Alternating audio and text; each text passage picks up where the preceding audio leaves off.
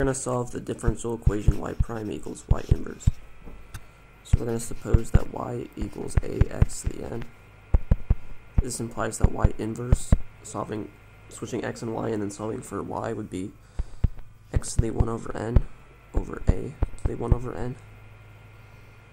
Y prime from this equation, from y equals a times n, x to the n minus 1. Comparing coefficients, you get this equation, which implies that n equals phi. And then for y inverse would be x to the 1 over phi over a to the 1 over phi. Y prime would be phi a x to the phi minus 1.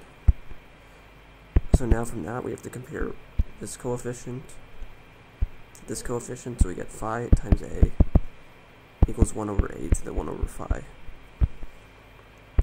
We can multiply and divide by at the same time, so we get phi plus 1 over phi equals 1 over phi. So we get a phi squared over phi equals 1 over phi. This means that a to the phi equals 1 over phi.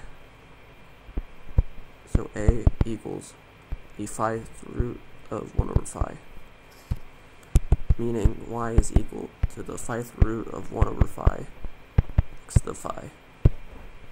That's the answer.